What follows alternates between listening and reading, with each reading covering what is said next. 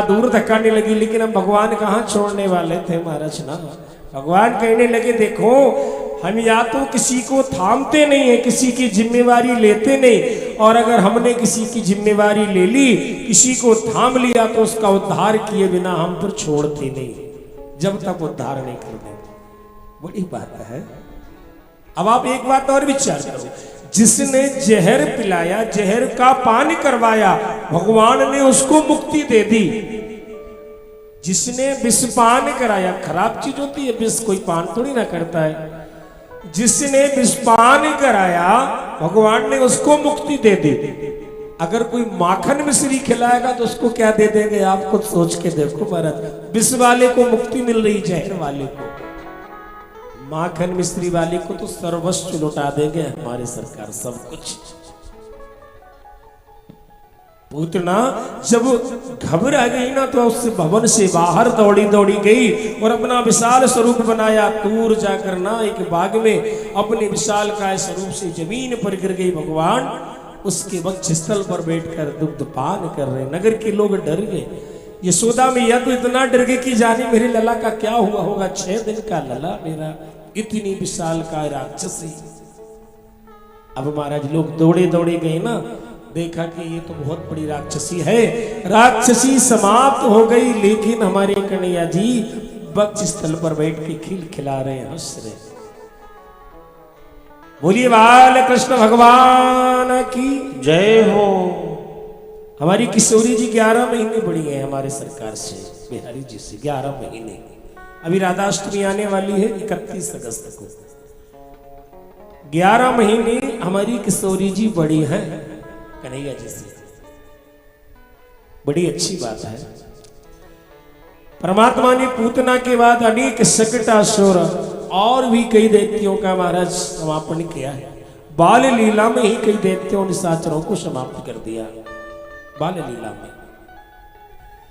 अब ये सूचना भगवान भोलेनाथ को तो लग ही जाती है कि भगवान कहाँ अवतार ले रहे। और बाबा भोलेनाथ अपने साथ ना एक छोटा सा बानर लिए और पहुंच गए कहां, नंद के भवन में। बोलिए देवाधिदेव महादेव की जय हो। बड़ा सुंदर प्रसंग है। और जाके नंद के भवन में अलग जगाते हैं कि मैया अरे ला नेक तारे लाला के दर्शन तो कराए दे। चौबारे पे एक दासी आई, बाबा क्या चाहिए? कछु ने थोड़ी सी भिक्षा मिल जाए। बोले का भिक्षा चाहिए? लाला के दर्शन करनो है। दासी दौड़ी दौड़ी यशोदा जी के पास गई कि मैया अरे नहीं कोई बाबा आया कह रहे कि मुझे भिक्षा चाहिए, लेकिन भिक्षा में कोई लाला के दर्शन करने का बोल रहा है। यशोदा ने कहा कि ना, जाने कौन बैरागी, कौन बाबा, कौन जादूगर है, हमारे लाला को अगर कहीं नजर लग गई ना तो अभी हाल लेने के दे नहीं पड़ जाएंगे ना, मैं दर्शन नहीं दूं। जाके मना कर, ऐसा कर कुछ थोड़ा सा दान ले जा, कुछ मोहरे ले जा, कुछ सोना चांदी जो भी मांगे दे दे। लाला के दर्शन की तो मना कर दी जो साफ साफ। दासी पहुंची महाराज, कहती बाबा ले नहीं, थोड़ा सा दान ले, सोना चांदी जो लेना चाहे ले ले, लेकिन मैया तो मना कर रही कि लाला के दर्शन करा नहीं पाएंगे ना। बाबा ने कहा कि देखो अरे सोना चांदी ना ये तो हमारे पास बहुत सारा रखो, बहुत जितना चाहिए उतना। ये सोना चांदी की भूख नहीं है मुझे, मुझे तो बस लाला के दर्शन ही करना है। देखो आज भगवान भोलेनाथ कन्हैया जी के दर्शन को पहुंची और खड़ी हैं द्वार पर आंगन में। दासी लौट कर गई मैया ने कि बाबा तो बहुत जिद पे अड़ गया और कहता है कि मुझे तो दर्शन ही करना है। मैया खुद आई चौबारी पर और आकर कहती है अटारी से कि बाबा अरे काई की जिद लगा रखी है, निक जाना यहाँ से, या भिक्षा लेना तो भिक्षा ले।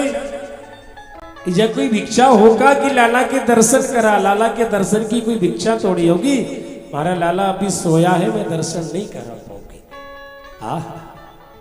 भगवान ने कहा कि मैया अगर लाला के दर्शन नहीं कराएगी ना तो मैं आंगन से उठ के कहीं जाऊंगा ही नहीं, मैं यही बैठे बैठे अपना पूरा जीवन निकाल दूंगा, लेकिन लाला के दर्शन करके ही उठूंगा जैसे। मैया बोली कि ऐसी काई की जिद बाबा, ऐसी कैसी जिद? अरे लाला के दर्शन की कोई जिद करेगा? आनंद आए महाराज। ऐसी जिद हमको भी करना चाहिए भगवान के दर्शन की। ऐसा नहीं कि हो जाए तो हो जाए, नहीं हो तो नहीं हो। जितना हृदय में प्रबल संकल्प रखोगे, जिद रखोगे ना कि दर्शन के बगैर तो हमें जाना नहीं है वृंदावन से लौट के, अगर कहीं ये जिद कर ली ना तो आपको लाला के दर्शन मिलेंगे। और जिद नहीं की तो उस भीड़ में बांके बिहारी की घूम फिर के घर आ जाओगे, लेकिन दर्शन नहीं कर पाओगे महाराज। जिद करना पड़ेगा भगवान जैसी।